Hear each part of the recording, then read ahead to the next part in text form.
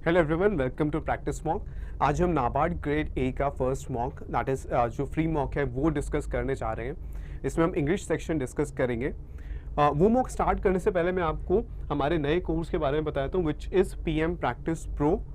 इसमें banking pro course और banking PDF course दोनों के जो जो जो फीचर्स हैं वो आपको मिलेंगे।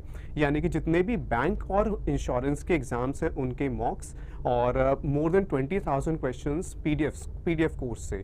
तो आपके पास मोर देन इनफ मटेरियल होगा अपनी प्रिपरेशन करने के लिए। और अगर आप मल्टीपल एग्जाम्स को टारगेट कर रहे हैं तो आपके लिए ये काफ़ी बेनिफिशियल होगा।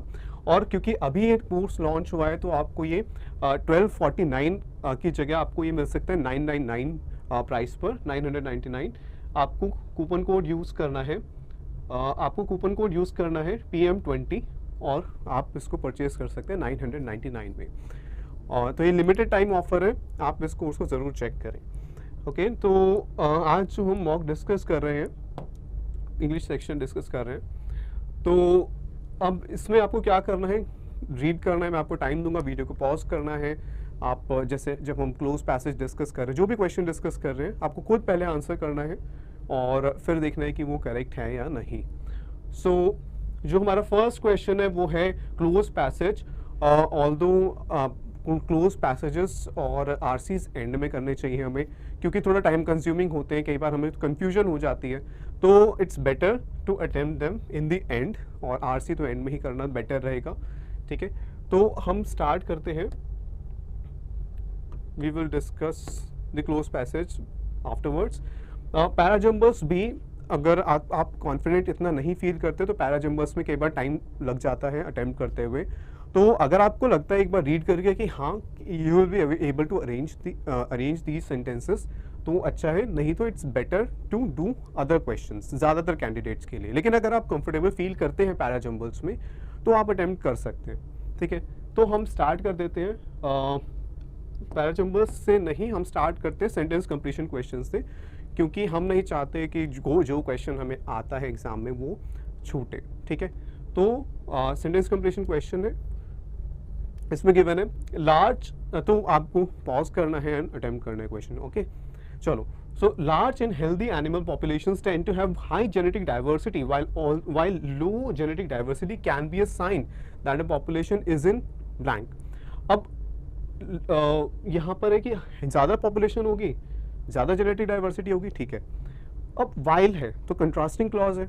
ओके, अब लो जेनेटिक डाइवर्सिटी होगी तो लो जेनेटिक डाइवर्सिटी होगी तो पॉपुलेशन का साइज भी कम ही तो है। Can be a sign that a population is what, तो क्या होना चाहिए, लार्ज की जगह स्मॉल होना चाहिए। यहाँ पर कुछ सिमिलर वर्ड जो ये कन्वे करें। Population is in dependence, population is in indemnity. Indemnity होता है एक टाइप का, जब हम कॉन्ट्रैक्ट साइन करते हैं तो उसमें इंडेमनिटी क्लॉज होता है, एक टाइप ऑफ इंश्योरेंस कि अगर एक पार्टी को लॉस होता है तो दूसरी पार्टी उसे पे करेगी। ठीक है, तो इंडेमनिटी ये फिट नहीं होता यहाँ पे। Population is in decline, decline कम हो रही है। ठीक है, ये हो सकता है। बाकी ऑप्शन देख लेते हैं एक बार। Restriction, pinnacle, pinnacle is the highest point किसी चीज़ के अंदर, तो यहाँ तो लो होना चाहिए क्योंकि पहले वहाँ पर लार्ज पॉपुलेशन की बात की गई। वाइल है तो ये क्लॉज में बात कर रहा होगा पॉपुलेशन डिक्लाइन होने की, तो यहाँ पर सी ही इसका आंसर होना चाहिए। Restriction, population is in restriction doesn't make much sense. Okay, so decline should be the answer. Next देखते हैं। For years successive governments have, तो मैं बार बार आपको अब याद नहीं दिलाऊंगा, यू नो कि आपको पॉज करना है, क्वेश्चन अटेम्प्ट करना है, बहुत ज़रूरी है। फिर आपको आंसर देखना है। तो for years successive governments have sat on the fence. Sitting on the fence means being indecisive. आप फेंस में बैठे हो, आप ना इधर जा रहे हो ना उधर जा रहे हो, so you are being indecisive, you are not making a decision. तो assuming they could blank the countries economic dependency on China, कि गवर्नमेंट्स ने कोई डिसीजन नहीं लिया, ये मानकर they could is a modal verb, तो उसके बाद जो वर्ब आएगी वो बेस फॉर्म वर्ब होनी चाहिए। तो हमें यहाँ पर चाहिए एक base form verb. They could blank the countries economic dependency on China. तो अब क्या कर सकते हैं कि वो एस्ट्रेंज कर सकते हैं, बाइफरकेट, कॉन्फिस्केट, एडजुडिकेट, डिवोर्स। तो यहाँ पर थोड़ा सा कंफ्यूजन हो सकता है। एस्ट्रेंज होता है कि लोगों के बीच में रिलेशंस खराब हो जाना। ठीक है, तो अब इकोनॉमिक डिपेंडेंसी के रिलेशंस खराब हो जाना, नो। ठीक है, bifurcate is divide in two parts, bi is two, bifurcate, दो पार्ट्स में डिवाइड करना। तो इंडिया की डिपेंडेंसी को दो पार्ट में डिवाइड कर देंगे? नो। कॉन्फिस्केट करना, सीज कर लेना, ठीक है, जब पुलिस कोई चीज़ को कैप्चर कर लेती है, ठीक है, सीज कर लेती है, हिरासत में ले लेना, तो that also does not make any sense. अब आते हैं एडजुडिकेट एंड डिवोर्स पे। तो एडजुडिकेट इज जब एक दो लोगों के बीच में कोई डिसएग्रीमेंट होता है कोई, तो उसके बीच में समझौता कराना, ठीक है, एक लीगल ऑर्डर पास करना कि जो दोनों के बीच में जो डिस्प्यूट है उसको रिजॉल्व करे। तो एडजुडिकेट ऑल्सो यहाँ पर किसी डिस्प्यूट की बात तो नहीं हो रही है। सो डिवोर्स का मतलब सेपरेट होना, ठीक है, separate. So it could they could divorce the countries economic dependence on China, that means उसको हटाना, कि इंडिया की जो इकोनॉमिक डिपेंडेंस है चाइना पे उसको रिमूव करना, that will make sense. So it should be E. To reduce transport emissions, ठीक है, to reduce transport emissions, the commission blank that citizens should walk, cycle, use electric bikes and scooters more and drive less। तो एक suggestion दे रहे हैं, commission ने कहा है कि सिटीजन्स को ये चीज़ें करनी चाहिए ताकि ट्रांसपोर्ट एमिशंस कम हो सके। अब द कमीशन ब्लैंक दैट, तो यहाँ पर सब्जेक्ट है, ठीक है, यहाँ पर ये सब्जेक्ट है, तो वर्ब इससे एग्री करनी चाहिए कमीशन से। द कमीशन ने क्या किया? कंप्लाई किया, कंप्लाइड दैट, इम्पोज्ड दैट, ठीक है, सब पास्ट फॉर्म में है और सब सब्जेक्ट के साथ एग्री कर सकते हैं। अब हमें कॉन्टेक्स्ट देखना पड़ेगा। तो कमीशन ने कंप्लाई किया, इम्पोज किया, डिटरमाइंड। अब यहाँ पर सजेशन है, ठीक है, तो इम्पोज तो यहाँ पर नहीं होगा। इम्पोज तो होता है कि जैसे स्ट्रिक्टली एनफोर्स करना किसी चीज़ को, किसी के ऊपर, जैसे लॉ को एनफोर्स करना, बट यहाँ पर it's more of a suggestion कि they should walk and cycle. तो इम्पोज नहीं होना चाहिए। कंप्लाई, आप किसी रूल को फॉलो करते हो तो आप उसको कंप्लाई कर रहे हो, you are complying with it. तो शुड कंप्लाई के साथ हम दैट यूज़ नहीं करते, ठीक है, सो कंप्लाई विद होता है, तो कंप्लाई भी नहीं होगा। Determined, proposed, determined, proposed and accustomed. The commission accustom, किसी चीज़ की आदत हो जाना, it does not fit here. अब आता है डिटरमाइंड एंड प्रपोज्ड, ठीक है, तो डिटरमाइंड और प्रपोज में से कौन सा आंसर हो सकता है? ओके, सो ये सब तो नहीं है, ये तो नहीं है, एकस्टम भी नहीं है। अब बचे डिटरमाइंड एंड प्रपोज्ड। तो डिटरमाइंड, फाइंड आउट समथिंग, ठीक है, आप कुछ रिसर्च करते हो, एनालाइज करते हो किसी, देन यू डिटरमाइन समथिंग, कि investigation is determined that this has happened, तो वो होता है। बट यहाँ पर तो कमीशन ने कुछ सजेशन दिया है ना। प्रपोज करना होता है किसी चीज़ को सजेस्ट करना, सामने रखना, ठीक है, तो यहाँ पर डी आंसर होना चाहिए, सी नहीं होगा, ठीक है। So it should be proposed. Okay, next हम देखते हैं, it's the US and Iran should start direct negotiations to blank differences, ठीक है। अब यहाँ पर टू है और टू समथिंग डिफरेंसेस, तो यहाँ पर वर्ब होना चाहिए, उसका ऑब्जेक्ट है डिफरेंसेस, ठीक है। तो यहाँ पर हमें एक बेस फॉर्म वर्ब चाहिए, टू प्लस वर्ब। तो differences and find common ground on the deal before it is too late. Base form verb है, सब बेस फॉर्म वर्ब है यहाँ पे, ओके, ठीक है। अब डायरेक्ट नेगोशिएशंस करने चाहिए यूएस और ईरान को। अब डिफरेंस को क्या करने के लिए? कॉमन ग्राउंड की बात हो रही है कि दोनों के बीच में सहमति बन जाए, तो डिफरेंसेस को बढ़ाने की तो बात नहीं होगी, यहाँ पे कम करने की बात होगी। तो हमें ऐसा वर्ब चाहिए जो इसको कन्वे कर सके। ओवरकम डिफरेंसेस, क्या डिफरेंसेस को ओवरकम किया जा सकता है? किया जा सकता है, ठीक है, तो ओवरकम इसका आंसर हो सकता है। बट हम एक बार बाकी ऑप्शंस देखते हैं। एग्जाम में एक बार you should go through these, लेकिन अगर आपको ज़्यादा टाइम लग रहा है, but if you are very sure कि यही इसका आंसर होगा, फिर भी आपको एक बार बाकी ऑप्शंस चेक कर लेने चाहिए। लेकिन ये है कि जब भी आप इन क्वेश्चंस को अटेम्प्ट कर रहे हैं तो पूरा सेंटेंस रीड करना ज़रूरी है। सिर्फ ऐसा नहीं यहाँ तक रीड करके आप मार्क कर रहे हैं ऑप्शंस, पूरा सेंटेंस आप रीड कीजिए, उसके बाद आप ऑप्शंस देखिए। तो ओवरकम डिफरेंसेस हो सकता है, ठीक है, ओके। तो अंडरगो डिफरेंसेस, अंडरगो सर्जरी होता है, ठीक है, अंडरगो और प्रोसेस होता है, पर अंडरगो आप डिफरेंसेस अंडरगो नहीं कर सकते। नेगोशिएशंस टू ऑब्फस्केट डिफरेंसेस, डिफरेंसेस को छिपा दिया जाए, ठीक है, उसको सामने ना आने दिया जाए, खत्म नहीं, उसको ऑब्फस्केट कर दिया जाए, so no. Okay, endow, to grant, endow करना, ग्रांट करना कोई इंपॉर्टेंट चीज़, जैसे कि मनी हो सकता है, कोई बेनिफिट हो सकता है, किसी को प्रोवाइड करना। तो डिफरेंसेस को आप प्रोवाइड नहीं करोगे अगर आपको अपने रिलेशंस इंप्रूव करने हैं। परसिस्ट, डिफरेंसेस को परसिस्ट करना, कंटिन्यू करना, बिल्कुल भी नहीं। तो ए ही इसका आंसर होना चाहिए, एंड ए इसका आंसर है, ओवरकम द डिफरेंसेस। ओके, चलो next, there has still been no breakthrough in one of the most blank issues faced in West Asia. There has still been, अभी भी कोई ब्रेक थ्रू नहीं हुआ, यानी कि कोई सक्सेस नहीं मिली। इस केस में ब्रेक थ्रू का मीनिंग है success, in one of the most blank issues. ठीक है, इश्यूज को मॉडिफाई करने के लिए हमें एक एडजेक्टिव चाहिए। Okay, most blank issues faced in West Asia, तो कोई इशू है वेस्ट एशिया में जिसका सॉल्यूशन नहीं मिल पा रहा अभी तक। सो कंप्लेजेंट, डिलीशियस, कंटेंशियस, वेमेंट एंड कैप्रिशियस। तो कैसा हो सकते हैं इश्यूज? कंप्लेजेंट इश्यूज, यानी कि यू आर, आप जो है you are self satisfied. Okay, so no. Delicious, obviously no. Contentious, contentious जिसके ऊपर विवाद हो, जिस पे डिफरेंसेस हो, तो वो हो सकता है।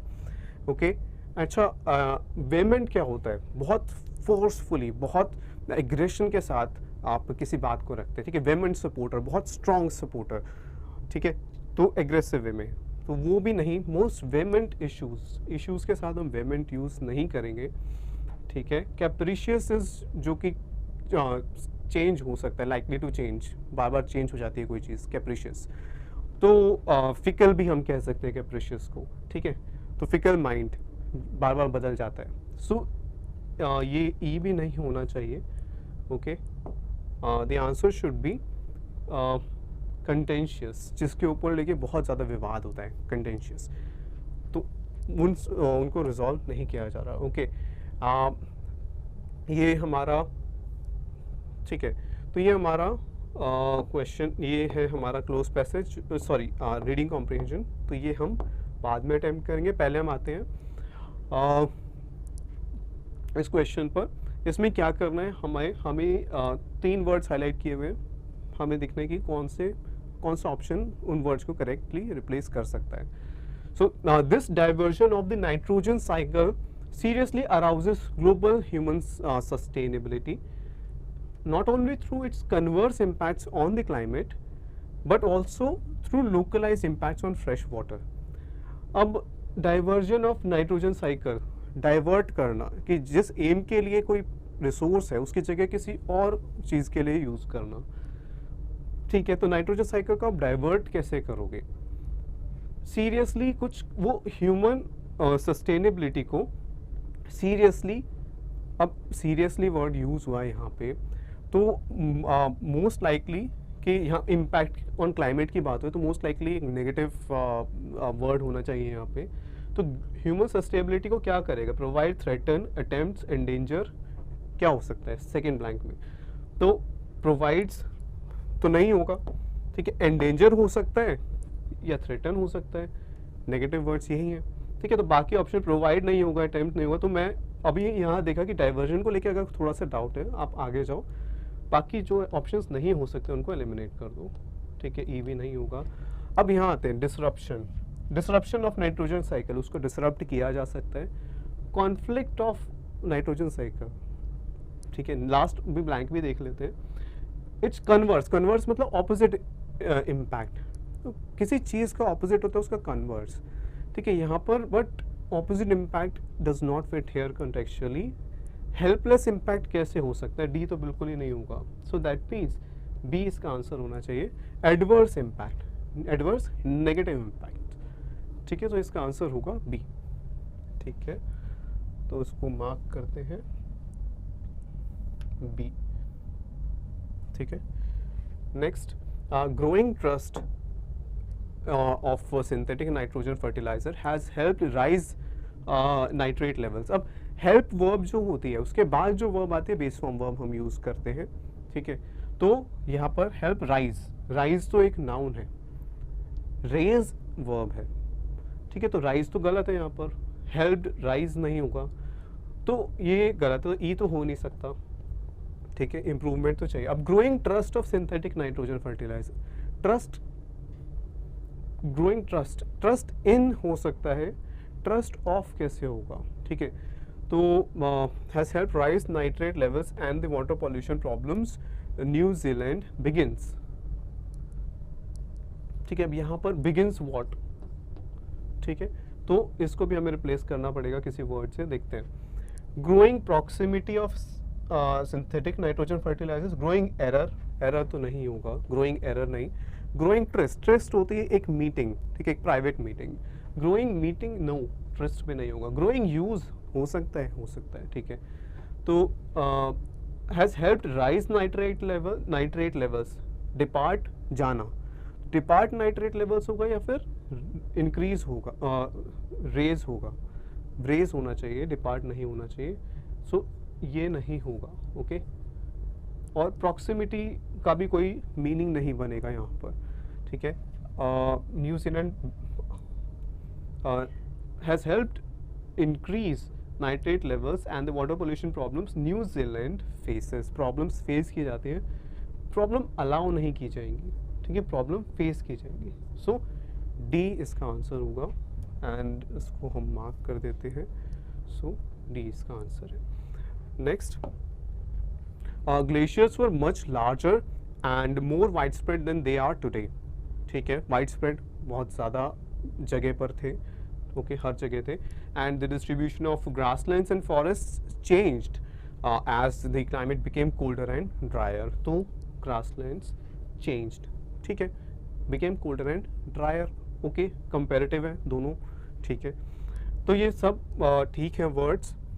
अब फिर भी अगर हमें श्योर नहीं है तो हम देख लेते हैं कि क्या कोई और तो फिट नहीं हो सकता, ऑल्दो ये रीड करने पे सारे वर्ड्स फिट हो रहे हैं कॉन्टेक्चुअली, ठीक है, मोर वाइड स्प्रेड एडजेक्टिव होगा यहाँ पे, larger and more wide spread, तो ये भी कंपेरेटिव है, much larger and more wide spread, तो इट्स ऑल्सो कंपेरेटिव डिग्री, तो ये भी ठीक है यहाँ पे, ठीक है। एक्सटेंसिव, एक्सटेंसिव हो सकता है, एक्सटेंसिव लार्ज इन साइज, तो मोर एक्सटेंसिव हो सकता है, and forest cured as the climate became colder, cured का तो कोई मीनिंग नहीं बनेगा ना, तो ये हट गया, ठीक है।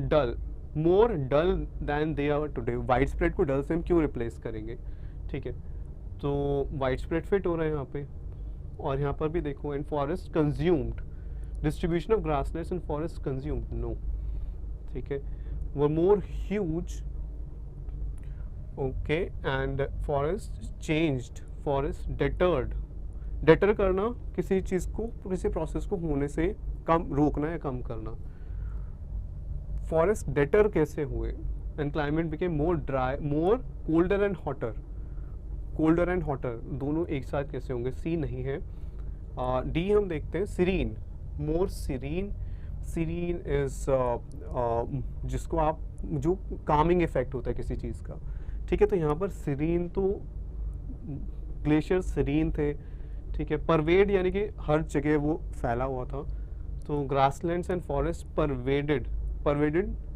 समथिंग होना चाहिए, ठीक है, and as the climate became colder drier nearer, तो ये भी नहीं फिट हो रहा, ठीक है, तो रीड करके हमें पता चल रहा था ये सारे ऑप्शन है, फिर भी मैंने आपको बता दिया कि कौन कौन से वर्ड्स फिट नहीं हो रहे किस ब्लैंक में, so it means that the answer should be no improvement required, that is E, okay.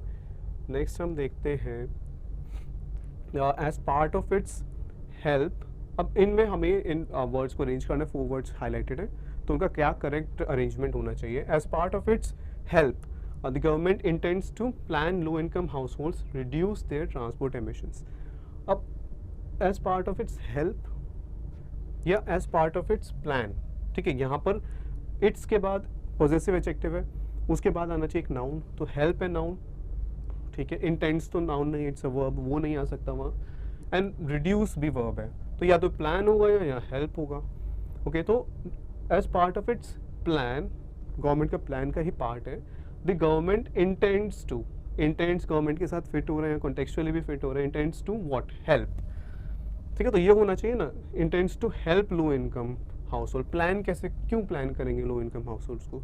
तो ये होना चाहिए सी, बी, फिर ए और फिर D, house holds reduce there transport emissions. तो वो ठीक है, तो सी, बी, ए, डी, सी इसका आंसर होना चाहिए। Next, researchers have corroborated the zones that the areas in western Manipur abutting the national highways fall under very high or moderate hazard fact। अब यहाँ पर हम देखें हाई और मॉडरेट हैज़र्ड फैक्ट, तो ये तो यहाँ पर नहीं किसी कॉन्टेक्स्ट में फिट हो रहा, फैक्ट कैसे आएगा यहाँ पे? रिसर्चर्स हैव कोरॉबरेटेड, तो कोरॉबरेट होता है किसी चीज़ को कंफर्म करना, किसी चीज़ की करेक्टनेस को बताना कि हाँ ठीक है ये चीज़, ये इन्फॉर्मेशन ठीक है। तो उन्होंने क्या कोरॉबरेट किया है? The zones that the areas in western Manipur, the fact that the areas in western Manipur abutting the national highway. तो यहाँ पर द फैक्ट दैट, और हैज़र्ड फैक्ट नहीं होना चाहिए, हैज़र्ड जोन्स होना चाहिए, ठीक है, ऐसे जोन्स जहाँ पर खतरा ज़्यादा है, और फैक्ट यहाँ पर आना चाहिए। तो कोरॉबरेटेड द फैक्ट, फैक्ट को उन्होंने कंफर्म किया है, ना कि जोन्स को। तो होना चाहिए। अच्छा, यहाँ एबट क्या होता है? किसी जैसे अगर हम कहते हैं the house abuts this these alleys या दीज स्ट्रीट, यानी उस स्ट्रीट के पास, उस स्ट्रीट के बिल्कुल साइड में है। तो यहाँ पर जो वेस्टर्न मणिपुर के एरियाज़ की बात कर रहे हैं जो कि नेशनल हाईवेज के बिल्कुल साथ में, ठीक है। तो यहाँ पर हम आंसर क्या होना चाहिए? ए ठीक है, फिर डी होना चाहिए, A D C B. So A D C B option A है and that should be our answer. Next, by ensuring that species can continue to find appropriate impacts, we may result the number that become extinct as a reduce of our global refuge on the climate। अब by ensuring that species can continue to find appropriate impacts, हम ensure करें, चलो ensuring यहाँ आ सकता है, bye के बाद हमें एक नाउन या फिर जेरंड चाहिए। यहाँ पे बाय प्लस अगर वर्ब आ रहा है तो it should be ING verb which is a gerund. तो यहाँ पर जेरंड ये ठीक है। By ensuring that species continue to find appropriate impacts, species को एप्रोप्रिएट क्या मिलने चाहिए? इम्पैक्ट मिलने चाहिए, रिजल्ट मिलने चाहिए, रिफ्यूज मिलने चाहिए, रिड्यूस मिलना चाहिए। तो उन्हें मिलना चाहिए एप्रोप्रिएट, रिफ्यूज मिलना चाहिए। रिफ्यूज क्या होता है? शेल्टर। ओके, तो ये यहाँ पर होना चाहिए हमारा refuge. We may result the number, we may impact the number, we may reduce the number. क्या होना चाहिए कि अगर हम उन्हें ज़्यादा शेल्टर मिलेगी तो जो स्पीशीज एक्सटिंक्ट हो रहे हैं उनका नंबर रिड्यूस हो जाएगा ना। सो रिजल्ट नहीं होना चाहिए, इट शुड बी रिड्यूस, ठीक है। यहाँ रिड्यूस होना चाहिए, यहाँ पर होना चाहिए रिफ्यूज, ठीक है। The number that become extinct as a what, क्या रह गया अब? As a reduce of our, as a result. तो यहाँ पर आ जाएगा रिजल्ट ऑफ आर ग्लोबल, एक वर्ड हमारा रह गया which is impact, as a result of our global impacts on the climate, हमारा जो क्लाइमेट पे इम्पैक्ट है। So it should be impact, ठीक है। तो थोड़ा सा ये डिफ़िकल्ट बाकी क्वेश्चन से था क्योंकि इसमें हमें बहुत सारे वर्ड्स अरेंज करने पड़ रहे थे, ठीक है। तो अगर इसमें आपको ज़्यादा टाइम लग रहा है, इट्स बेटर कि आप you should move on to other questions, ठीक है। लेकिन जो इससे पहले वाले क्वेश्चंस थे उन्हें आप अटेम्प्ट कर सकते हैं क्योंकि उनमें हमें एक या दो वर्ड्स को ही हमें अरेंज करना था। तो आंसर क्या होना चाहिए? पहले आएगा ए होना चाहिए, ठीक है। ओके, अगर आपको इंश्योरिंग पे ही श्योर है, इंश्योरिंग पे ही आपको लगता है कि करेक्ट है, तो ए सिर्फ एक ही ऑप्शन में, तो आप सीधा मार्क कर सकते हैं, बाकी ऑप्शंस तो होंगे ही नहीं, तो ए इसका आंसर होना चाहिए। तो ए ई डी सी बी, ए यहाँ पर क्या आएगा? रिफ्यूज, यानी ए ई, फिर डी आएगा रिजल्ट, सॉरी रिड्यूस, तो यही इसका आंसर है, ठीक है। ए ई डी सी बी, ठीक है। Okay, next, the despite landslide, despite से पहले कभी द नहीं आता, तो ये तो गलत ही है। तो ए से, अगर ए से स्टार्ट नहीं हो रहा है, या तो डी आएगा सबसे पहले या फिर सी आएगा। इन ऑप्शंस को देख के हमें पता चल गया, तो कुछ नहीं, सीधा या तो सी हम यहाँ पर रख के देखेंगे या फिर डी रख के देखेंगे, ये तो होगा ही नहीं क्योंकि हमें पता है द डिस्पाइट नहीं आएगा, ठीक है। तो अगर डी सी यहाँ पर आता है, the severe landslide, severe serious, okay, the identifying landslide, no, okay, identifying को एज एन एडजेक्टिव यहाँ यूज़ नहीं करोगे, वो लैंडस्लाइड आइडेंटिफाइंग कैसे होगा, तो सिवियर होना चाहिए, तो सी होना चाहिए, दो ऑप्शंस हट गए, अब सी ए हो सकता है या सी बी हो सकता है, ठीक है। तो ये अगर करेक्ट है तो फिर हमारा ये आंसर होगा, the severe landslide occurred in the Tupul area, तो अकर्ड यहाँ पर करेक्ट है, लैंडस्लाइड उस एरिया में हुआ, ठीक है, तो सीधा आंसर होना चाहिए डी हमारा, ठीक है। So D should be the answer, ठीक है। फिर भी एक बार देखते हैं कि बाकी चीज़ें करेक्ट है या नहीं। आप एग्जाम में आप देखोगे, एलिमिनेट करोगे, दो ऑप्शन हैं, ए या बी में से होना चाहिए, तो आप सीधा मार्क करोगे, पर हम एक बार देख लेते हैं। सो land despite the severe landslide occurred in the Tupul area, फिर despite the government identifying susceptible areas, तो डिस्पाइट द गवर्नमेंट आइडेंटिफाइंग, यहाँ डिस्पाइट आएगा, ठीक है। ए और सी को हम रिप्लेस कर देंगे, गवर्नमेंट ने आइडेंटिफाई किए थे जो रिस्की एरियाज थे, ठीक है, जो एट रिस्क एरियाज थे, ससेप्टेबल एरियाज, तो यहाँ पर ससेप्टेबल भी करेक्ट है, ओके। चलो next, it is understandable that states in the north east are keen on accelerating economic connectivity projects to uplift a relatively economically backward region. So it is understandable, it is यहाँ पर ये इसका subject complement form कर रहे हैं, यहाँ पे subject है इट, ठीक है, तो इट इज़ अंडरस्टैंडेबल, तो एडजेक्टिव यहाँ पर करेक्ट है। North east are keen, okay, तो यहाँ पर भी ING फॉर्म नहीं आएगी वर्ब यहाँ पर, नॉर्थ ईस्ट आर कीन, तो यहाँ पर भी एडजेक्टिव होना चाहिए क्योंकि ये हमें स्टेट्स को मॉडिफाई कर रहे हैं कि स्टेट्स जो है वो इंटरेस्टेड हैं, they are keen on proposition है, तो इसके प्रपोजिशन का ऑब्जेक्ट होना चाहिए, एक्सेलरेटिंग इज अ जेरेंट, तो ये ठीक है। On accelerating what connectivity projects, to uplift base form verb है, ठीक है, टू के बाद to uplift a relatively economically backward, relatively economically backward region को मॉडिफाई कर रहे हैं, तो ये सब ठीक है। इसका आंसर होना चाहिए ई, नो रीअरेंजमेंट रिक्वायर्ड, ठीक है। तो हमने अब ये सब क्वेश्चन अटेम्प्ट कर लिए हैं, अब हम आते हैं हमारा रह गया close passage, parajumbles and RC I would suggest कि आप लास्ट में अटेम्प्ट करो, तो पैराजम्बर्स या क्लोज पैसेज में से हम कुछ भी अटेम्प्ट कर सकते हैं, ठीक है। तो हम पहले पैराजम्बर्स की बात करते हैं, ठीक है। तो यहाँ पर हमें कुछ 5 सेंटेंसेस गिवन है, इनको आप एक बार खुद अरेंज कर लो और फिर हम इनको करते हैं, ठीक है। चलो, तो the tragic disaster has been compounded by the debris of the landslide blocking the Ijai River, creating a significant welling up of water which could inundate low-lying areas if the dam-like structure is breached. ठीक है, तो ये एक किसी disaster की बात कर रहे हैं, द ट्रैजिक डिज़ास्टर, तो कोई डिज़ास्टर जो मेंशन्ड होगा इसमें बाकी सेंटेंसेस में, तो उनके बाद ये आएगा, तो ये फर्स्ट सेंटेंस तो नहीं हो सकता भी।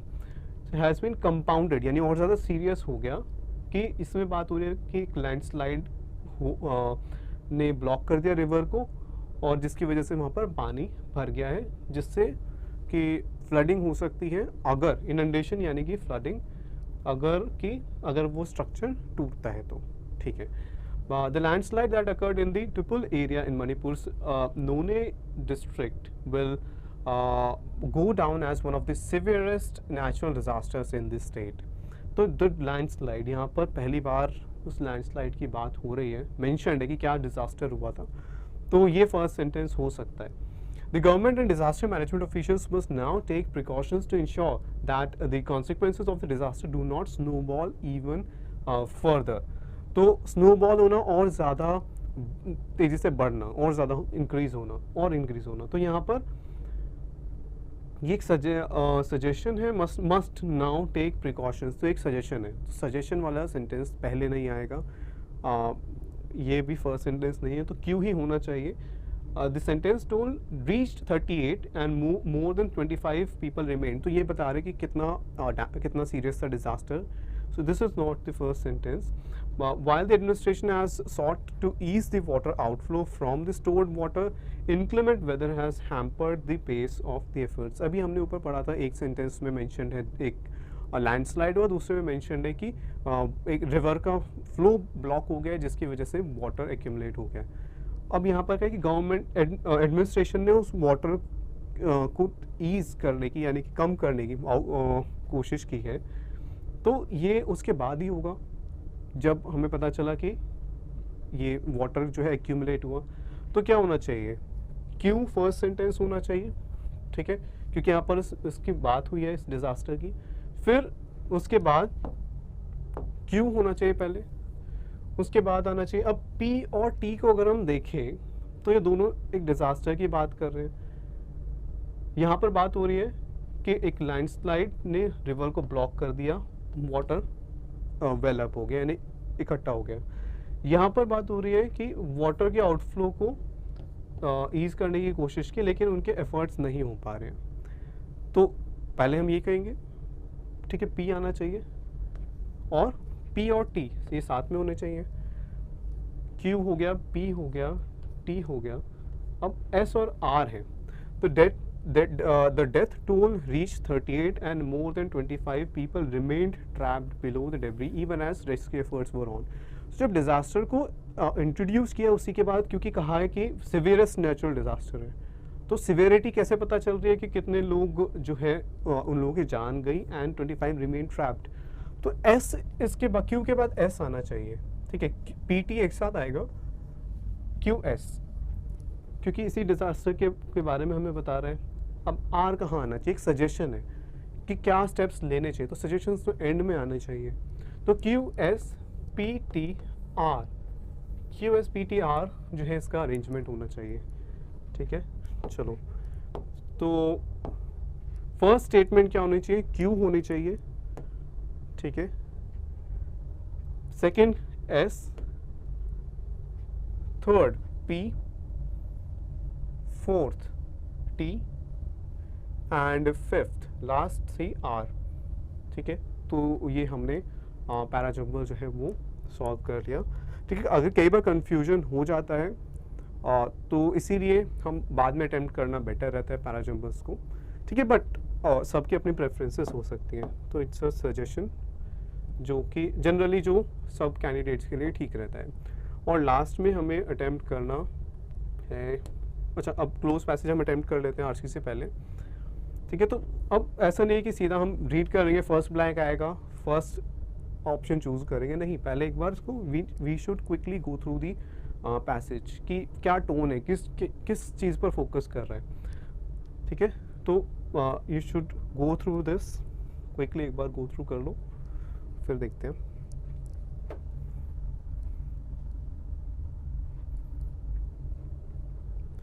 ठीक है, ये भी ओके। तो ये किसके बारे में है, ओबामा एडमिनिस्ट्रेशन, रूहानी presidency along with other world powers had engaged in something negotiations to reach the 2015 agreement, किसी एग्रीमेंट की बात हो रही है, ठीक है, which politically cut off Iran's path towards nuclear capabilities। Okay, agreement के बारे में बताएं। Iran was fully blank with the agreement's terms when President Trump unilaterally pulled the US out of the agreement। तो एग्रीमेंट की बात हो रही है, कभी एग्रीमेंट हुआ, क्या उसका ऑब्जेक्टिव था, कैसे यूएस ने उस एग्रीमेंट से अपना नाम वापस ले लिया, यानी कि एग्रीमेंट से पुल आउट कर लिया। He had hoped that Iran, under nuclear pressure, would negotiate the agreement. Instead, Iran began enriching large amounts of uranium to a higher purity and developing advanced centrifuges. Besides, blank its military presence in the region through its proxies. Mr. Biden, like Barack Obama, also sees a negotiated agreement as the best way to limit Iran's nuclear program. ठीक है, तो यहाँ पर Iran और US के agreement और कैसे उसके न्यूक्लियर प्रोग्राम को लिमिट करना है उसकी बात हो रही है। But he is facing pressure from America's allies in West Asia, especially Israel, to include Iran's weapons program in the blank of a fresh agreement. Iran is strongly resisting any attempt to, तो ये यहाँ पर भी हम देखें दो जो US और ईरान के बीच में रिलेशंस की बात हो रही है और वहाँ पर कुछ पॉजिटिव डेवलपमेंट्स की बात नहीं हो रही। एग्रीमेंट से नाम पीछे लेना, ईरान जो है वो वेपन्स बनाना, एंड फिर इसराइल कह रहा है कि ईरान के वेपन्स को कुछ एग्रीमेंट में इंक्लूड करने की बात कर रहे हैं। एंड यहाँ पर Iran is resisting any attempt to expand the scope of the agreement. तो ईरान जो है वो हैप्पी नहीं है अगर एग्रीमेंट का स्कोप बढ़ता है तो, ठीक है। तो ये सब है। तो यहाँ हमें थोड़ा सा ये पता चल रहा है कि एक डिफरेंसेस हैं और ये पॉजिटिव तो नहीं है कहीं से भी जो पूरा पैसेज है। negotiations go on, Israel has stepped up, okay, its military and nuclear personnel and weapons facilities। तो ईरान टारगेट कर रहा है ईरान के फैसिलिटीज़। तो ये हमें समझ में आ गया, इस कॉन्फ्लिक्ट के बारे में है पूरा पैसेज। अब हम अटेम्प्ट करते हैं। The Obama administration and the Rouhani presidency along with other world powers had engaged in something, ठीक है, engaged in what? तो यहाँ पर engaged in negotiations है, आंसर भी हमें मिल रहा है। तो इसको मॉडिफाई कर रहा हूँ, यहाँ पर कोई एडजेक्टिव होना चाहिए। तो कैसी negotiations? Ubiquitous, supercilious, painstaking, fastidious, nocturnal. क्या होना चाहिए? तो यूबिक्विटस नेगोशिएशंस, हर जगह present negotiations, no. Supercilious is जो कि सुपरफ्लुअस, ठीक है, जो कि ये भी यहाँ पर फिट नहीं होता, okay, more than required, so no. Painstaking is जिसमें बहुत ज़्यादा एफर्ट लगाते हो, तो पेंसटेकिंग नेगोशिएशंस ये हो सकता है। Fastidious will also not fit here, ठीक है। फैस्टिडियस जिसके अंदर जिसको आप जो इजीली आप जिसको सेटिस्फाई नहीं कर सकते, वो हाईली क्रिटिकल कोई पर्सन होता है तो हाईली क्रिटिकल नेगोशिएशंस या डिफ़िकल्ट टू सेटिस्फाई है तो वो नहीं होना चाहिए। नॉक्टर्नल जो रात को एक्टिव होते हैं, सो ई भी नहीं होगा, सी यहीं पर यहाँ पर सी ही फिट होता है, सी होना चाहिए इसका आंसर, ठीक है। पेंस टेकिंग जिसमें बहुत मेहनत लगे, बहुत ध्यान से आपने कोई चीज़ की है, पेंस टेकिंग नेगोशिएशंस जिसमें टाइम भी काफ़ी लगता है। नेक्स्ट है सेकेंड ब्लैंक में हमें देखना है negotiation to reach the 2015 agreement which practically cut off Iran's path towards building nuclear capabilities. Iran was fully blank with the agreement's terms. तो अब यहाँ पर हमें चाहिए सब्जेक्ट कॉम्प्लीमेंट, फुली ब्लैंक। तो फुली जो ईरान जो था वो क्या था? Iran was fully benign, fully precarious, elusive, compliant या सेंशियंट। ईरान क्या था? एग्रीमेंट के साथ क्या होगा वो, ठीक है। ईरान जो एग्रीमेंट के साथ था बेनाइन था, हार्मलेस था, makes no sense. Precarious risk पे था, it was Iran at risk with the agreement, ठीक है, no. Iran was elusive difficult to find, तो ऐसा भी नहीं है। ये तो समझ में आ रहा है ना कि एक एग्रीमेंट साइन हुआ था ईरान और यूएस के बीच में और डोनाल्ड ट्रंप ने उस एग्रीमेंट से भी पुल्ड आउट। तो Iran was fully what, elusive, compliant हो सकता है या सेंशियंट हो सकता है। कंप्लायंट किसी रूल को आप फॉलो करते हो, तो अगर एग्रीमेंट की बात है तो अगर आप एग्रीमेंट के जितने भी टर्म्स एंड कंडीशंस है फॉलो करो तो आप कंप्लाई कर रहे हो, सो डी होना चाहिए इसका आंसर, ठीक है। सेंशियंट इज जिसमें सेंस होती है, जो कि सोच सकता है, समझ सकता है, has the ability to think, so sentient is not the right answer, तो डी इसका आंसर होना चाहिए, ठीक है, कंप्लायंट। नेक्स्ट है हमारे पास ब्लैंक 3, ठीक है। When president Trump unilaterally pulled the US out of the agreement, तो ये सोचा था कि ईरान रीनेगोशिएट करेगा, लेकिन ईरान ने अपने यूरेनियम को इनरिच करना स्टार्ट कर दिया।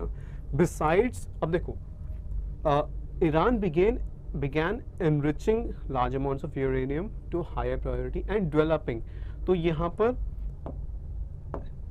ing v1 plus ing began something enriching, ठीक है। यहाँ पर फिर अब एंड के बाद यहाँ पर फिर ing v1 plus ing form आएगी, ठीक है, पैरेलल होनी चाहिए। तो एंड डेवलपिंग, तो ईरान के साथ जो भी वर्ब हम यूज़ कर रहे हैं, Iran began enriching, Iran began developing advanced centrifuges besides what, तो ing फॉर्म वर्ब भी आनी चाहिए यहाँ पे, besides blank its military presence, कि इन चीज़ों के साथ साथ वो क्या कर रहा था, अपनी मिलिट्री प्रेजेंस को instigate loiter, cling, thought, fortifying, तो सब V1 प्लस ING है, ठीक है। अब इनमें से कौन सा होगा? तो इंस्टिगेट करना, भड़काना, वो अपनी मिलिट्री प्रेजेंस को इंस्टिगेट क्यों करेगा? वो लॉइटर करना इस जहाँ पर आप किसी जगह पर जितनी रिक्वायरमेंट है, जितनी ज़रूरत है, उससे ज़्यादा देर के लिए रुकते हो बिना वजह, तो loitering its military presence does not fit. Cling करना, टू स्टिक टू समथिंग, ठीक है, sticking, clinging its military presence, no. Thought या फोर्टिफाइंग, अब वो ईरान अपनी मिलिट्री प्रेजेंस, जब एग्रीमेंट से यूएस ने पुल आउट कर लिया, ईरान यूरेनियम एनरिच कर रहा है, तो अपनी मिलिट्री प्रेजेंस को थ्वाट करेगा, यानी कि अनसक्सेसफुल बनाएगा, ठीक है। किसी के अटेम्प्ट को, किसी के अटैक को आप नाकाम कर देते हो, उसको थ्वाट कहते हैं हम, ठीक है।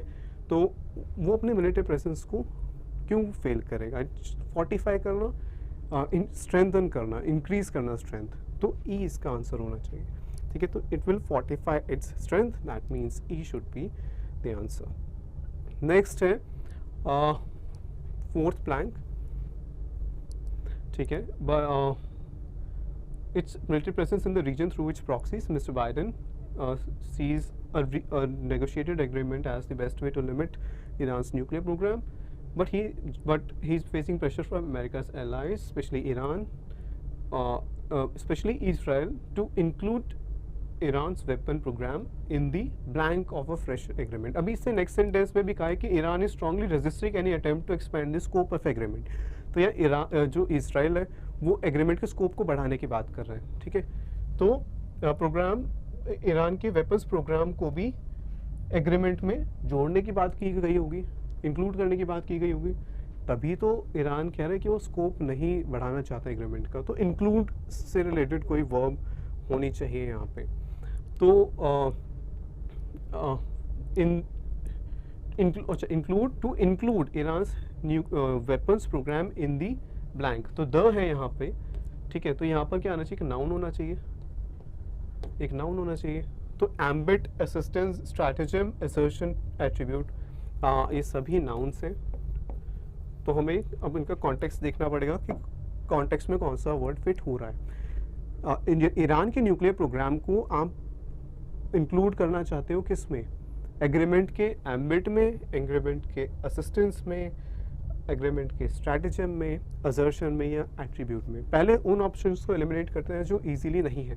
असर्शन होता है एक अपनी बात को फोर्सफुली रखना, कॉन्फिडेंटली रखना, तो उसमें इंक्लूड करना मतलब एक एग्रीमेंट के असर्शन में does not make sense.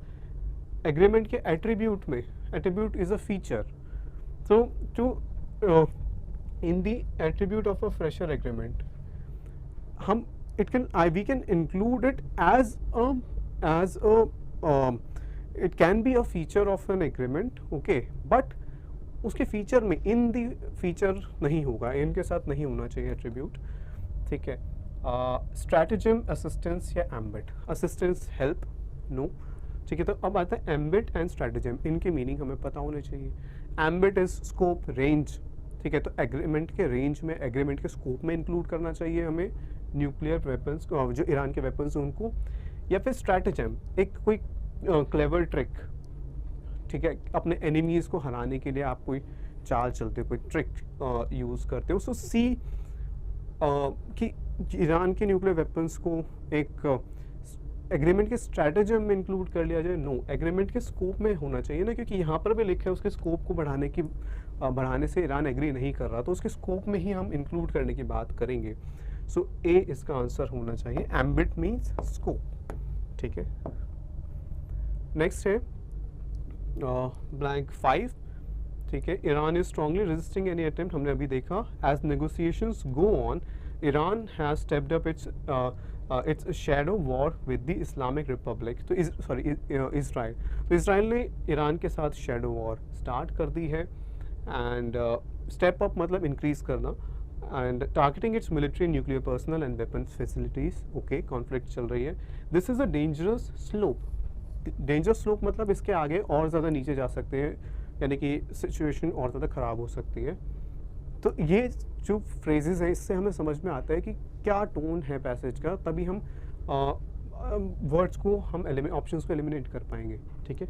So what the world wants now at a time when it is blank with the after effects of Russia's illegal invasion of Ukraine is not another open conflict. तो यहाँ पर हमें चाहिए when it is blank with, ठीक है. तो world अब क्या चाहता है, जबकि वो आफ्टर इफेक्ट्स को रशिया के वॉर के, रशिया और यूक्रेन के जो वॉर है, कॉन्फ्लिक्ट है, उसके इफेक्ट्स को क्या कर रहा है, उससे स्ट्रगल कर रहा है, उससे फॉस्टर कर रहा है, उससे डिवावर कर रहा है, heading feeding. So it is the world is, ये हम देख के हमें हम कह सकते हैं कि it is struggling to fit हो रहा है, it is struggling with the after effects of Russia से लीगल ऑक्यूपेशन. तो ये इसका आंसर होना चाहिए. बाकी वर्ड्स देख लेते हैं. Devour is to consume something, to eat something, ठीक है. तो वो नहीं होगा कि when it is devouring, eating with the after effects, no. It is fostering, increasing with the after, तो फॉस्टरिंग विद नहीं आएगा यहाँ पे, ठीक है. तो head, it is heading with the, heading moving with the, या फेडिंग विद दी. तो फेड होना, मूव करना नहीं है. स्ट्रगल कर रहा है वर्ल्ड, क्योंकि यहाँ पूरे पैसेज में कहा है कि कॉन्फ्लिक्ट बढ़ती जा रही है, जो कि और ज़्यादा सीरियस हो सकती है. तो वर्ल्ड जो है, it does not want another conflict. तो स्ट्रगलिंग यहाँ पर फिट होता है. सो बी इसका आंसर होना चाहिए, ठीक है. तो अब हमारे पास बचता है सिर्फ जो आरसी है, ठीक है. अब हम वो अटेम्प्ट करते हैं. सो अगर क्योंकि हम हर एक ऑप्शन एलिमिनेट कर रहे हैं, तो इसलिए हम थोड़ा टाइम स्पेंड कर रहे हैं हर क्वेश्चन पे. बट एग्जाम में जैसे ही आपको आंसर पता चलता है, मार्क करना है and you quickly move on to the next question, ठीक है. तो इसको, इस पैसेज को आप एक बार रीड कर लो, वीडियो को पॉज करके, और फिर हम क्वेश्चंस डिस्कस करते हैं, ठीक है.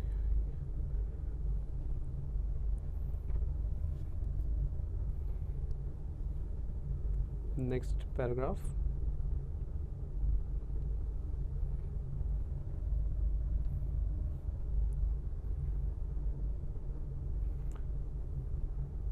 नेक्स्ट.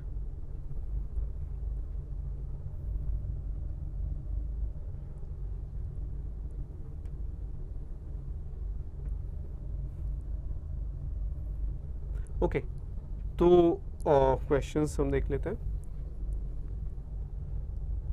ठीक है. So why has India not been able to become a major exporter of electric cars? India क्यों नहीं बन पाया? China has gained the first mover advantage by cornering large supplies of lithium required for manufacturing batteries for electric vehicles. तो ये mention नहीं है passage में, ठीक है. India missed Tesla's offer to set up a Model 3 manufacturing plant, which the firm finally established in California. तो ये भी पैसेज में मेंशन नहीं है कि ये रीज़न नहीं था कि इंडिया जो है वो जो है क्यों सक्सेसफुल नहीं हो पाया, ठीक है. यहाँ पर पैसेज में कहाँ मेंशन्ड है इंडिया के सक्सेस के बारे में? तो governments are embracing EV policies.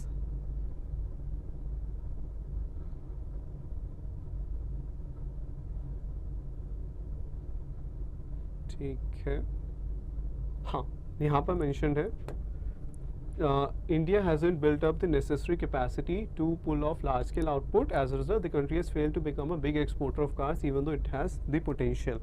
So reason है कि necessary capacity नहीं build की है, ठीक है. और यहाँ पर necessary capacity, high demand for electric vehicles in domestic market leaves few units to be exported. India is yet to develop precision quality manufacturing required for large scale output. ये mentioned है. Subsidies planned by Indian government pale in comparison to what others exporters such as China provide. ये China और India की subsidies का exact amount compare नहीं किया है, ठीक है. तो इट शुड बी डी इसका आंसर होना चाहिए, यहाँ पर मेंशन्ड है, ठीक है. नेक्स्ट है, नेक्स्ट क्वेश्चन है, okay. So how was the Chinese approach towards the EV industry different from the auto industry? तो ये ऑप्शंस है, आपके अकॉर्डिंग क्या आंसर होना चाहिए? ठीक है. सो जो China, how was Chinese approach towards the EV industry, China का approach EV electric vehicles industry और ऑटो इंडस्ट्री में कैसे डिफरेंट था? सो लेटेस्ट मैन्युफैक्चरिंग टेक्निक्स दी गई थी ईवी इंडस्ट्री को जो कि नहीं मिली थी ऑटो इंडस्ट्री को। उनको इजी क्रेडिट दिया गया था, ऐसा कुछ नहीं है mentioned. Instead of making centralised economic zones they adopted a decentralised manufacturing process. Centralised and decentralised ये अप्रोच मेंशन नहीं है पैसेज में। while the auto industry was only open to public sector firms in the beginning, the EV industry has been open to private players since its establishment. Okay, whereas the auto industry was established in the hinterland, rural areas, faraway areas, EV industry clusters have been established near ports. ये passage में mention नहीं है। Instead of giving unfocused subsidies, they focus on separate parts of the value chain. ठीक है, अब क्या यहाँ पर ये कहा गया है कि पब्लिक सेक्टर के लिए पहले ओपन किया गया था, बाद में फिर प्राइवेट सेक्टर के लिए ओपन किया गया? ईवी सेक्टर को शुरू में ही ओपन कर दिया प्राइवेट सेक्टर्स के लिए। तो चाइना यहाँ पर मेंशन्ड है लास्ट 2 पैराग्राफ्स में, ठीक है, China style top down industrial policy. तो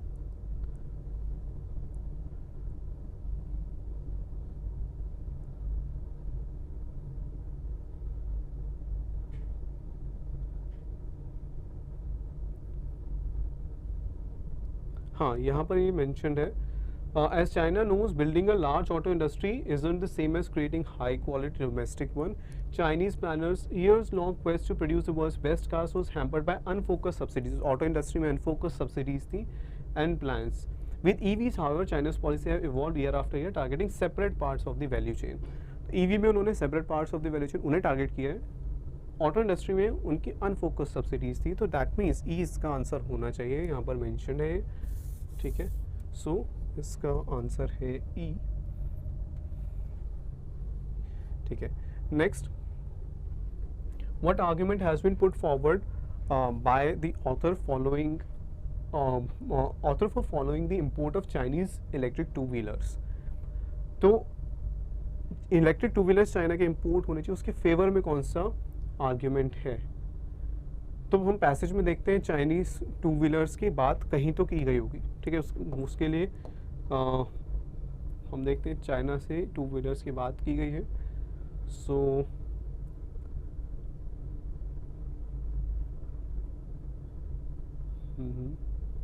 ठीक है, duties on importing kits of unassembled parts.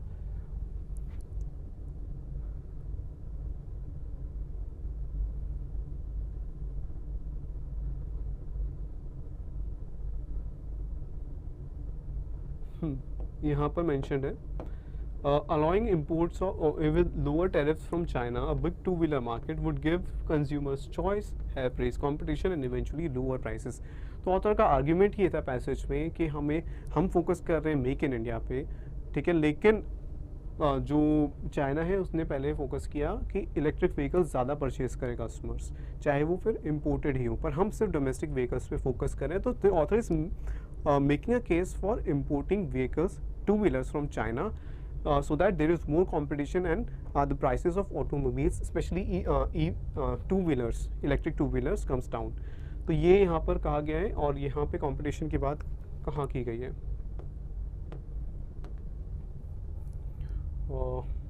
More EV industry is more mature, it would be able to provide two wheelers with premium features not mentioned in the passage. ये रहा, Chinese imports would help raise the competition, ठीक है। तो ये mention है passage में, directly mentioned है, तो ये हमने सीधा मार्क कर दिया। बाकी ऑप्शंस करेक्ट नहीं है क्योंकि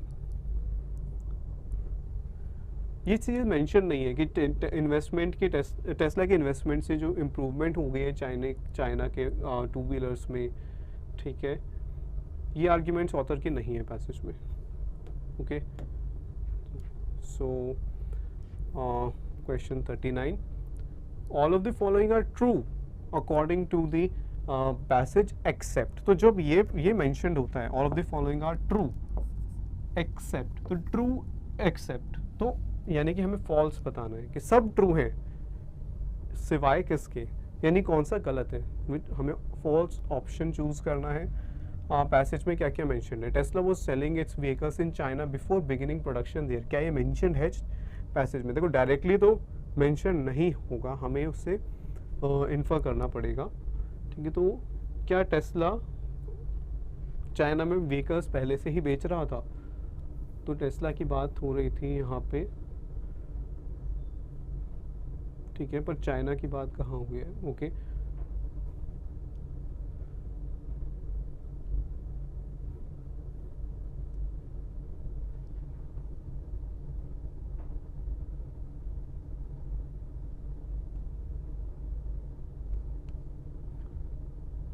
यहाँ पे टेस्ला और चाइना की बात हो रही थी। Started to comprise a big portion of revenue as earlier 2017। तो चाइना की सेल्स 2017 में बढ़ने लग काफ़ी बढ़ गई थी before it began production there. तो चाइना के जो व्हीकल्स हैं वो पहले ही वहाँ पर बेचे जा रहे थे प्रोडक्शन से पहले। तो ये तो करेक्ट है, हमें फॉल्स स्टेटमेंट बतानी है। India imposes 60% import duty on 4 wheeled vehicles below the price tag of $40,000। तो $40,000 या 40,000 रुपीज़ मैंशनड है। क्या यहाँ पर $40,000 मैंशनड है? यहाँ मैंशनड है, यहाँ क्या लिखा है कि that compares with 100% for importing a fully built car with a price tag of more than $40,000, 60% for cheaper 4-wheeled vehicles। तो 60% है cheaper, यानी जिनका $40,000 से कम है, तो ये करेक्ट है। China had established domestic EV manufacturers before allowing foreign manufacturers to produce there. Okay, the author suggests providing greater subsidies in price-sensitive markets. ठीक है, Tesla had approached India for setting up an EV plant before going for China। तो ये author suggest providing greater subsidies, ये price sensitive markets, ये तो passage के and में mentioned है। ये रहा कि this could include manufacturing batteries, यहाँ पर सजेशंस दिए। तो क्या है कि स्मॉलर व्हीकल्स के लिए बैटरीज प्रोड्यूस करना, स्वैपिंग स्टेशन बनाना ताकि व्हीकल्स के जो है बैटरी स्वैप की जा सके और कार्स लंबे डिस्टेंस तक ट्रैवल कर सकें। Bigger or broader subsidies for car buyers in a very price sensitive market। तो प्राइस सेंसिटिव मार्केट में सब्सिडीज होनी चाहिए, ये भी मेंशन है। तो सी होगा या ई होगा? तो China had establish domestic EV manufacture before allowing foreign manufacturers. तो क्या यहाँ पर चाइना ने पहले एस्टैब्लिश कर लिए थे अपने मैन्युफैक्चरर्स? ओके,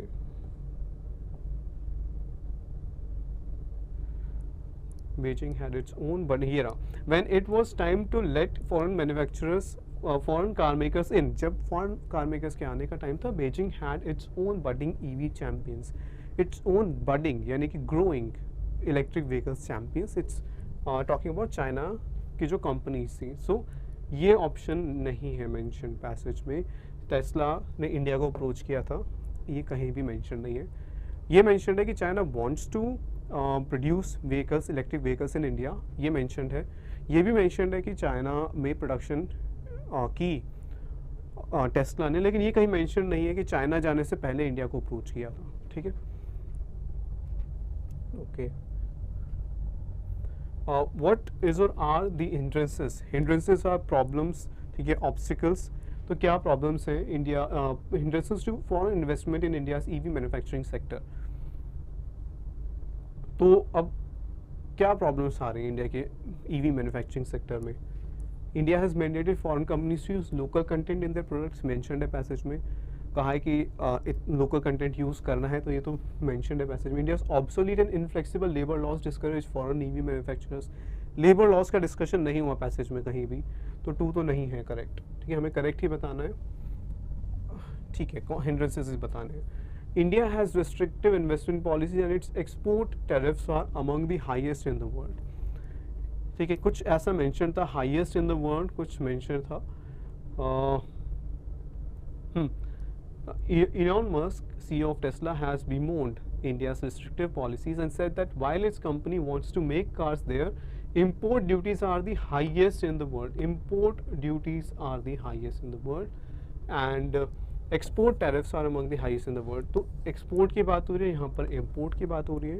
दैट मीन्स ये भी करेक्ट नहीं है, तो ओनली 1 इसका आंसर होना चाहिए। ओके, नेक्स्ट, ऑथर का व्यू। तो जब भी हम ऑथर के व्यू की बात करते तो हमें पूरा पैसेज अच्छे से समझना है, ये देखना है कि ऑथर फेवर में है नहीं है, ऑथर क्रिटिसाइज कर रहे हैं किसी डिसीजन को, ठीक है, या किस चीज़ के फेवर में है। तो ये जब हमें पता होगा तो हम इन क्वेश्चंस को आंसर कर पाएंगे। तो author's view regarding the steps taken by the Indian government to promote electric mobility, author का क्या व्यू था कि जो स्टेप्स लिए गए हैं गवर्नमेंट ने जो स्टेप्स लिए हैं, ऑल्दो स्टेप्स राइट इंटेंशन के साथ लिए, लेकिन उससे मैन्युफैक्चरिंग इलेक्ट्रिक व्हीकल्स की मैन्युफैक्चरिंग इतनी ज़्यादा नहीं हो रही। ठीक है, तो ये बात कहाँ पर हुई है, पहले हम वो देखते हैं। ठीक है, तो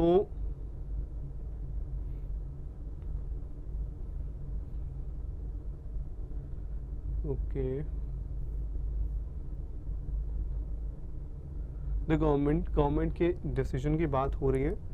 The government is talking a big game about decarbonizing transport and electrification while pursuing even larger Make in India ambition. Under the latest plan, a list of rules and incentives to boost production across the supply chain is long. Subsidies have been introduced. ये सारे steps की बात हो रही है जो government ने लिए। The government has targeted 30% EV penetration. Individual states की green policies हैं। That may seem like a decent commitment, but it does little to encourage Indian consumers to drive these vehicles और ऑटोमेकर्स टू मेक देम। बहुत सारे steps दिए गए हैं, लेकिन ये स्टेप्स अभी सक्सेसफुल नहीं हो पाए हैं। It does little to encourage Indian consumers. That means अब इस सेंटिमेंट को कौन सा जो ऑप्शन है वो कन्वे कर रहा है।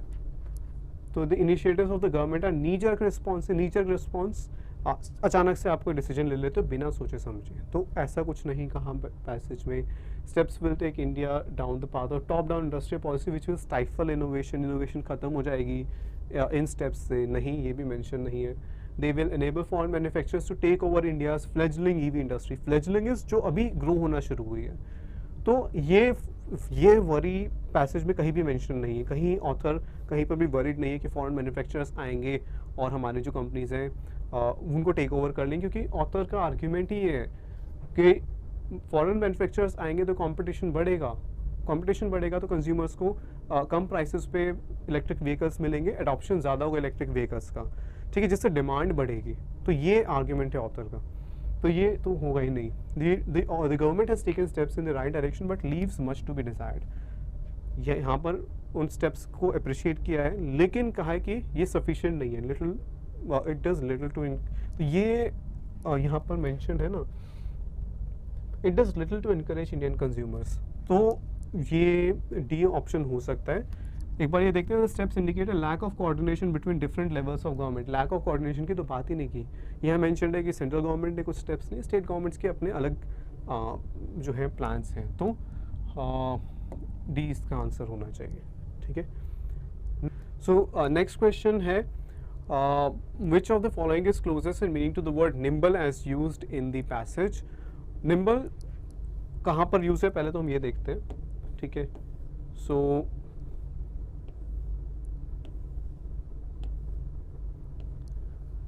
ठीक है, it must learn to be nimble.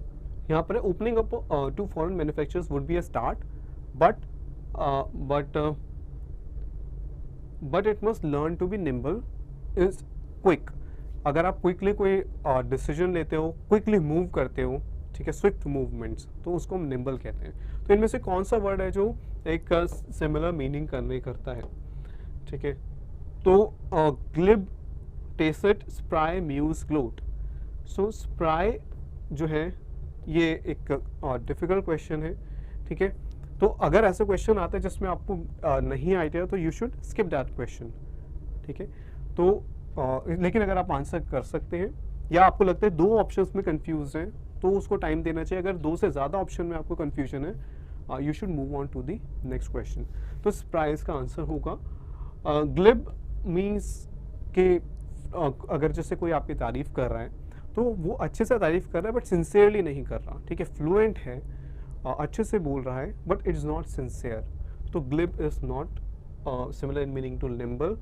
Tacit होता है इनडायरेक्ट, जैसे टेसिट अंडरस्टैंडिंग, कि बिना कहे एक अंडरस्टैंडिंग है, बिना क्लियरली एक्सप्रेस किए एक अंडरस्टैंडिंग है। ठीक है, तो tacit is also not the right answer. Muse is to think about something. Okay, and gloat अपनी अपनी ही सक्सेस में खुश होना बहुत ज़्यादा, या फिर अपने जो कंपेटिटर है, कोई दूसरा पर्सन है, उसके फेलियर में खुश होना, that's gloat. So this is also not the right answer. तो ए इसका आंसर है स्प्राई. ठीक है, नेक्स्ट है. ठीक है, ये हमारा एक ही वोकैब बेस्ड क्वेश्चन था इसमें. सो ये हमने नाबार्ड ग्रेड ए का फ्री मॉक देखा और कैसे हमें अटैम्प्ट करना चाहिए, कौन से सेक्शंस पहले करने चाहिए, कौन से सेक्शंस बाद में करने चाहिए, किन चीज़ों का ध्यान रखना चाहिए. तो आप मॉक्स प्रैक्टिस करते रहिए. जितने ज़्यादा मॉक्स आप अटैम्प्ट करेंगे उतना ज़्यादा आपकी स्पीड इंक्रीज़ होगी. ठीक है, मॉक्स को एनालाइज कीजिए, एक्यूरेसी इंप्रूव होगी. कहाँ पर आप मिस्टेक्स कर रहे हैं बार बार, उन एरियाज़ पर फोकस कीजिए. And I hope you like this session. Thank you.